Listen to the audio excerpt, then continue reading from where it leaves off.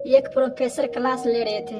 Class के सभी छात्र बड़ी ही रुचि से उनके लेक्चर को सुन रहे थे। उनके पूछे गए सवालों के जवाब दे रहे थे, लेकिन उन छात्रों के बीच कक्षा में एक छात्र ऐसा भी था जो चुपचाप और गुमसुम बैठा हुआ था। प्रोफेसर ने पहले ही दिन उस छात्र को नोटिस कर लिया, लेकिन कुछ नहीं बोले।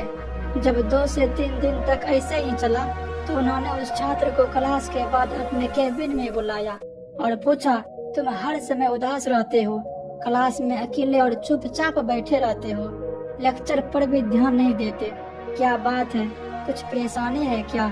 छात्र बोला, मेरे अतीत में कुछ ऐसा हुआ है जिसकी वजह से मैं परेशान हूँ, समझ नहीं आता क्या करूँ। प्रोफेसर भले व्यक्ति थे। उन्होंने उस छात्र को शाम को अपने घर पर बुलाया।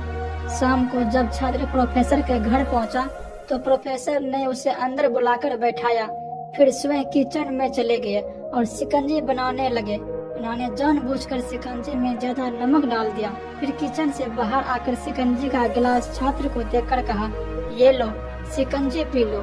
छात्र ने गिलास हाथ में लेकर जैसे ही एक घूंट लिया, अधिक नमक के स्वाद के कारण उसका मुंह अजीब सा बन गया। यह देख प्रोफेसर ने पूछा, क्या हुआ, शिकंजी पसंद नहीं आई? छात्र बोला, नहीं सर, ऐसी बात नहीं है, बस शिकंजी में नमक थोड़ा ज्यादा है। अरे अब तो ये बेकार हो गया, लाओ गिलास मुझे दो, मैं इसे फेंक देता हूँ। प्रोफेसर ने छात्र से गिलास लेने के लिए अपना हाथ बढ़ाया, लेकिन छात्र ने मना करते हुए कहा, नहीं सर, बस नमक ही तो ज्यादा है, थोड़ी चीनी और मिलाएंगे तो स्वाद ठीक हो जाएगा। यह बात सुन प्रोफेसर गंभीर हो गए और बोले, सही कहा तुमने, अब इससे समझ भी जाओ, ये शिकंजी तुम्हारी जिंदगी है, इसमें घुला अधिक नमक तुम्हारे अतीत के बुरे अनुभव है। जैसे नमक को शिकंजी से बाहर नहीं निकाल सकते, वैसे ही उन बुरे अनुभवों को भी जीवन से अलग नहीं कर सकते।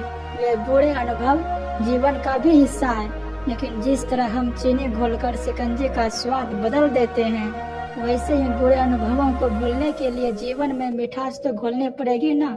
इसलिए मैं चाहता हूँ कि तुम अब अपने जीवन में मिठास घोलो। प्रोफेसर की बात छात्र समझ गया और उसने निश्चय किया कि अब वह बीती बातों से परेशान नहीं होगा। इस कहानी से यह सीख मिलती है, जीवन में अक्सर हम अतीत की बुरी यादों और अनुभवों को याद कर दुखी होते रहते हैं। इस तरह हम अपने वर्तमान पर ध्यान ही नहीं दे पाते और कहीं न कहीं अपना भविष्य बिगाड़ लेते हैं। जो हो चुका उसे सुधारा नहीं जा सकता, लेकिन कम से कम उसे भुलाया तो जा सकता है, और उन्हें भुलाने के लिए नई मीठी यादें हमें आज बनानी होगी।